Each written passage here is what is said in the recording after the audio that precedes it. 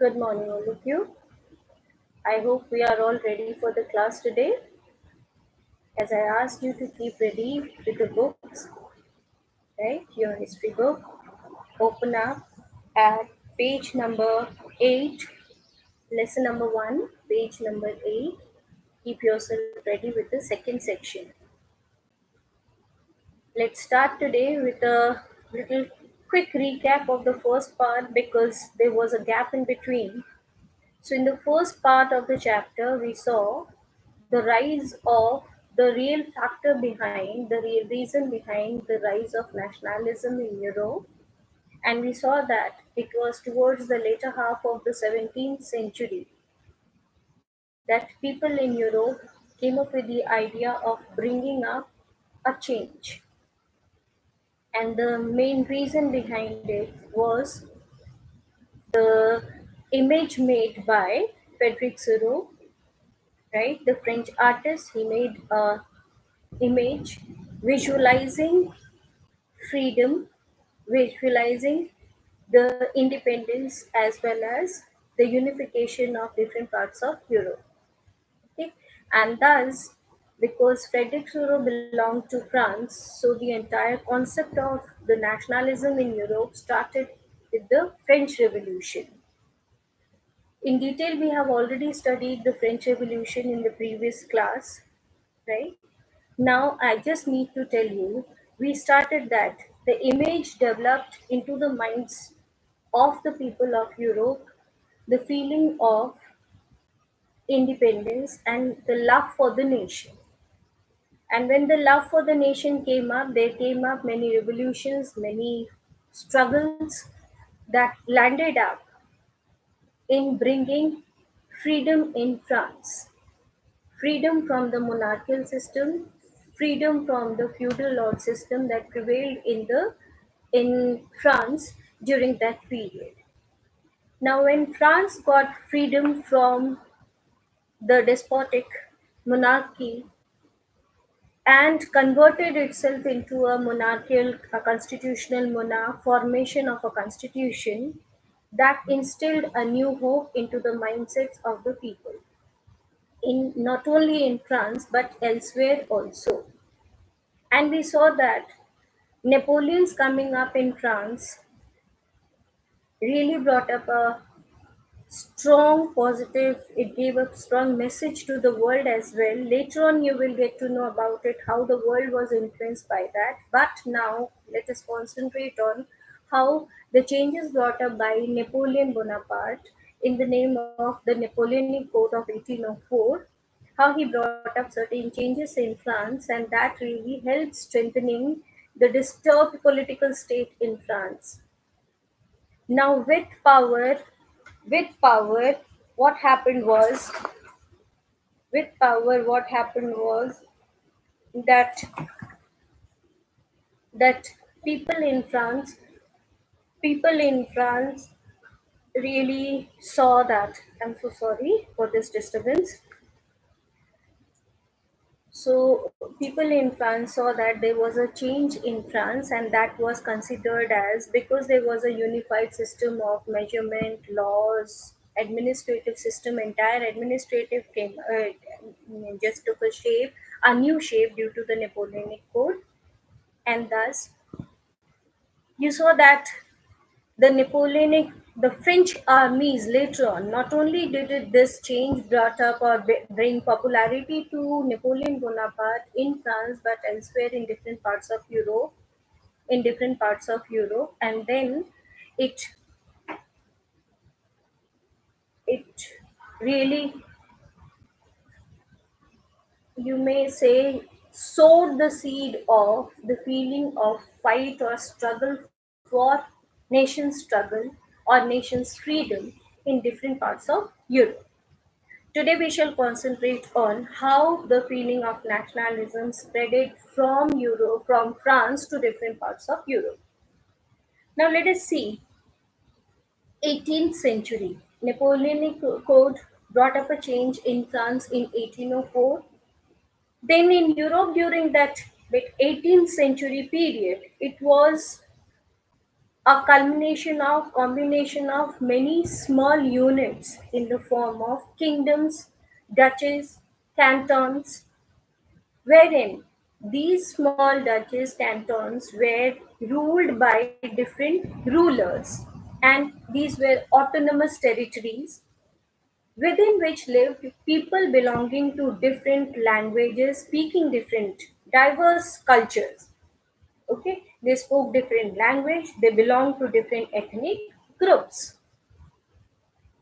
Napoleon died in 1815 in the battlefield of Waterloo, and thus it brought up a change in the entire, it influenced different parts of Europe as well. Let me explain you, let us go in a systematic manner so that things go straight into your head. Now, after Napoleon, the situation was that first, already Napoleon, even after his death, also he had gifted the world very strong things. The feeling of fight for the nation, feeling for independence, that really came up into the mindset of the people in different parts of Europe. Now, let us try to understand what was the scene, what was the social scene in Europe during that period.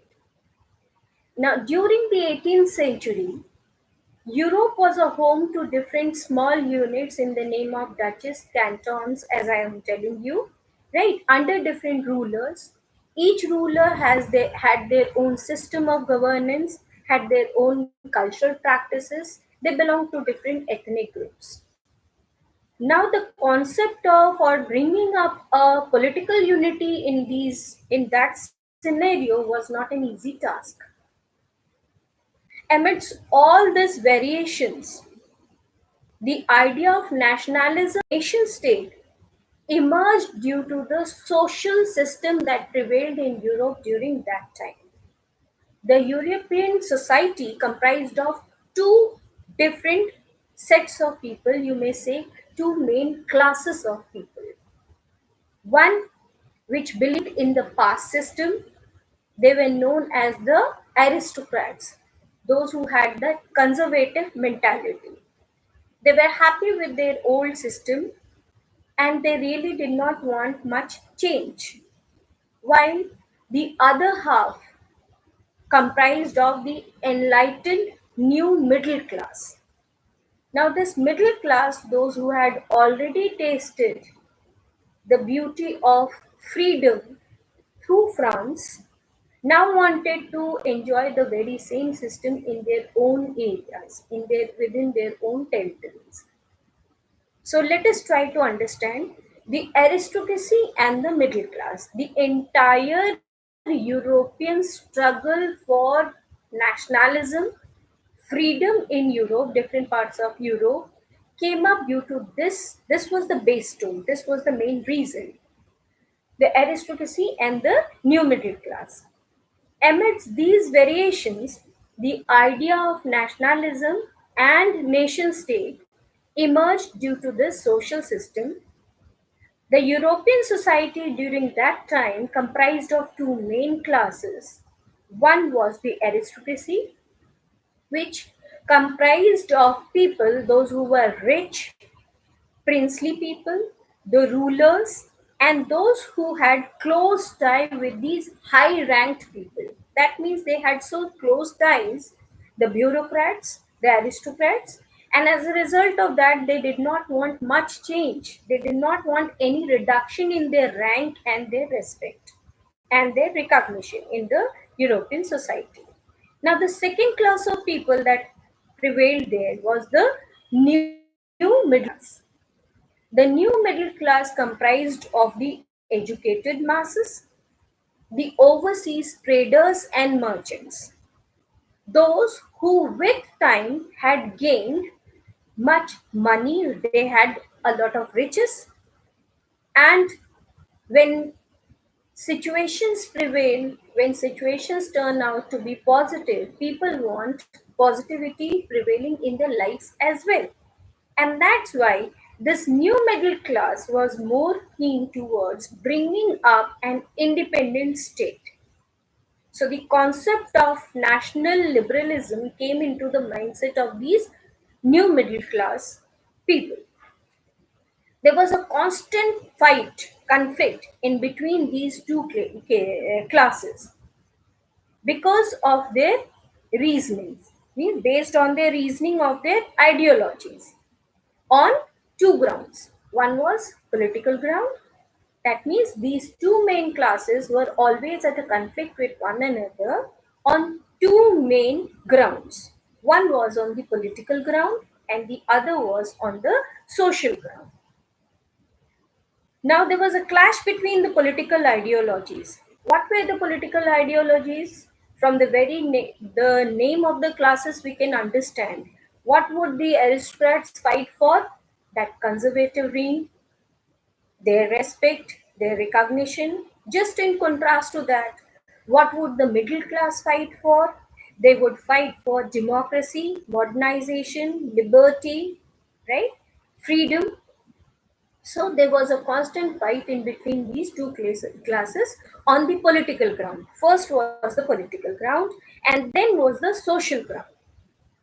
In the social ground also, the aristocrats and the new middle class, they were at a constant conflict with one another because the aristocrats believed in the philosophy of superiority.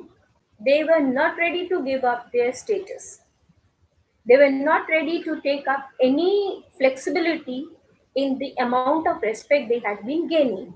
So they were constantly fighting for on the grounds of their supremacy, while the new middle class always believed in equality, liberty, and struggle for independence. Now, I hope you understood the mindset of the people prevailing in Europe. Now, let us understand the second aspect. What did liberal nationalism stand for?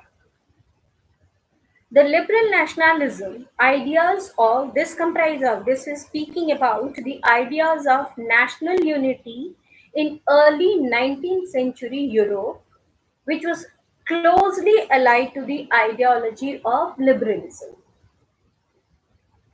The term liberalism meant to be free, liberal.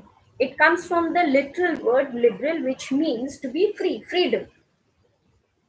Under these circumstances, when there were clashes in between the ideologies of these two main classes prevailing in Europe, the idea of national liberalism started taking roots and it demanded freedom for individual.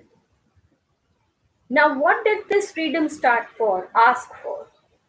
Freedom for individual on what grounds? First, towards economic liberalism. What does economic liberalism stand for? It means freedom of the market and the state imposed restriction of the movements of goods and capital. Let me make the concept very clear to you. Economic liberalism. These comprises two words.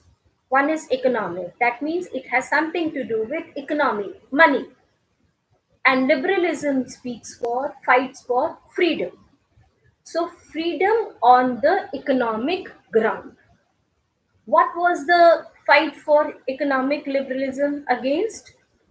The market imposed restrictions that needed to be rubbed off, and then the state imposed restrictions on the freedom of on the movement of goods and capital from one part of Europe to the other part. We shall move, we shall study in detail about this aspect once again. Right? And then was the equality for towards the second aspect, that is political liberalism. While political liberalism believed in the philosophy of government by consent.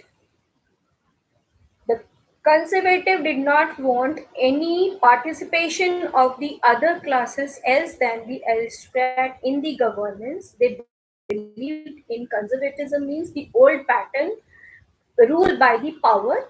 Just in contrast to that, political liberalism stood for government by the consent. Consent means with the approval of the participation of the common man as well. Now, when I talk of common man, I will tell you who are the ones who were not included in these common men. The women fought for their independence; they were not given that their participation in this political liberalism. Let's see that. Liberalism stood for the end of what did the concept, or why did they ask for liberalism? Because it stood for the end of autocracy and the clerical privileges. We remember the clerical privileges? Yes. It fought for a type of constitution and a representative government through the formation of a parliament. Throughout the 18th and the early 20th century, we find that women and the non-propertied men, they were kept aloof from this participation. So what did these people do? They kept on organizing movements and they kept on demanding equal rights and universal suffrage. Now let us come to the economic sphere. As I told you, economic liberalism, I will explain. Let us elaborate a little. In the economic sphere, the emerging middle class demanded economic liberalism, and this stood for the freedom of markets and the abolition of the state imposed restriction on the movement of goods and the capital. Because Napoleon's administrative measures, we remember that the Napoleonic Code, it made some uniform weights and measures. It was applicable only in the Confederation of 39 states. Elsewhere, as I told you, Europe was ruled by different rulers, autocratic rulers, duchies, cantons, and each particular state happened to have their own set of rules and regulations, even market rules. Their way of taxation, ways and measures, everything differed from one place to the other. Okay, so economic liberalism fought for bringing up a unification in this field as well. While moving beyond their area, what would a merchant? You remember the new middle class comprised of these merchants, okay, traders, and the educated masses. Now, before this economic liberalism was practiced,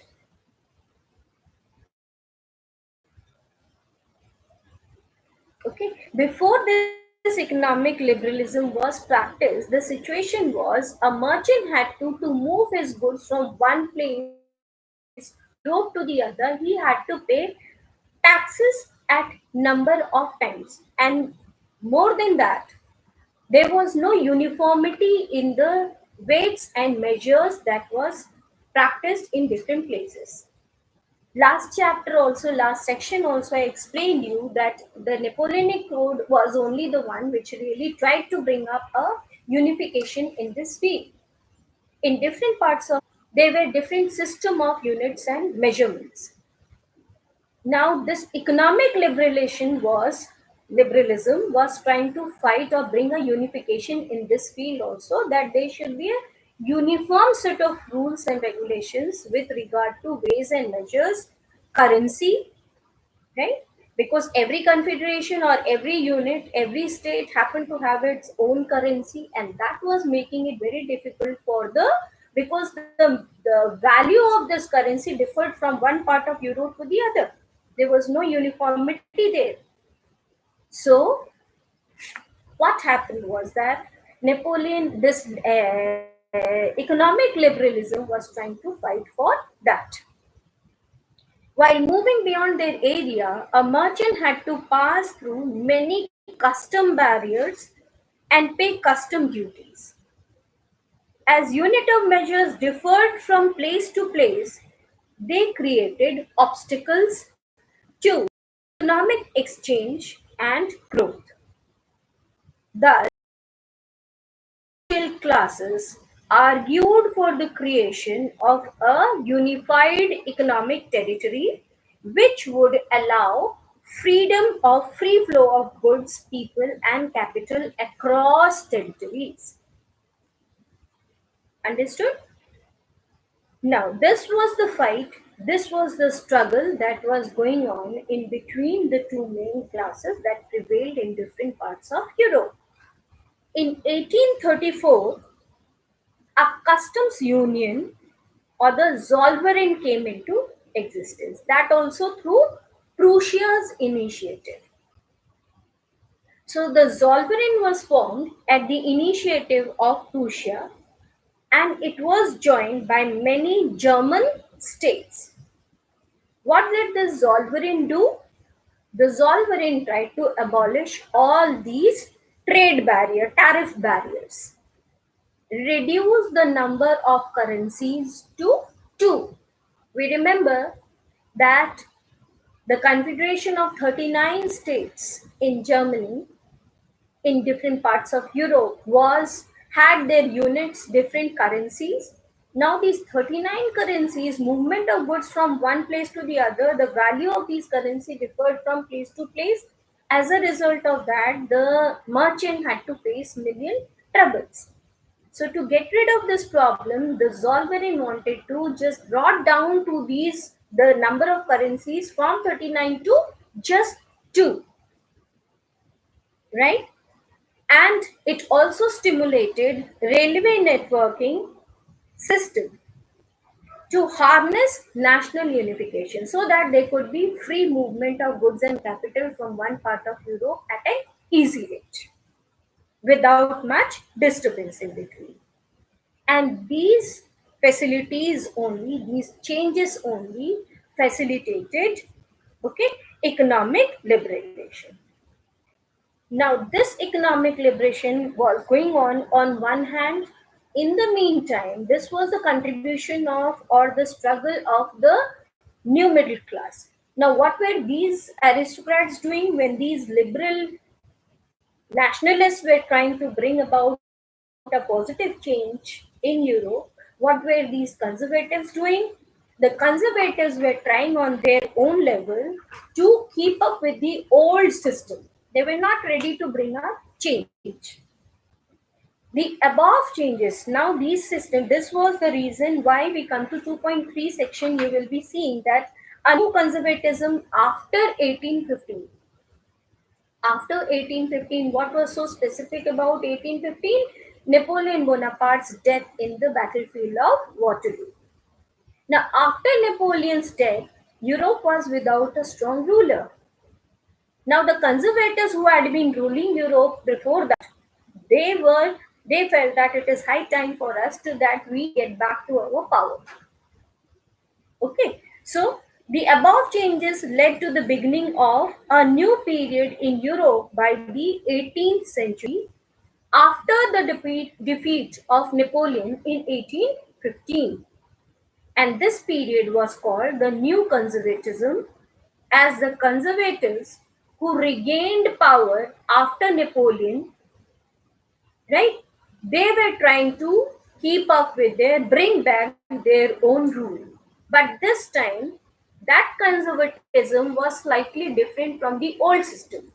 In what way was it different? What was the newness they kept up with? The newness they kept up with that the changes that were brought by Napoleon in those regions wherein he had a strong control or wherein he fought and won the war, he had brought some changes, modernization in the army system, in the efficient bureaucracy, in the dynamic economic system pattern, the abolition of feudalism. Okay, so these were the modern changes which these conservatives felt that they could not do without. So they continue to keep up with these changes while they tried their level best to rub off the other controls brought up by Napoleon. So what did these people do? Right? The new conservatism, under this, the conservatives, those who had brought up with the new changes, and again I repeat, The conservatives who regained power after Napoleon, they kept alive some of Napoleon's policy. What was it? The modern army, the efficient bureaucracy, the dynamic economy, the abolition of feudalism and serfdom, because they felt that these would help them to strengthen the autocratic monarchies of Europe.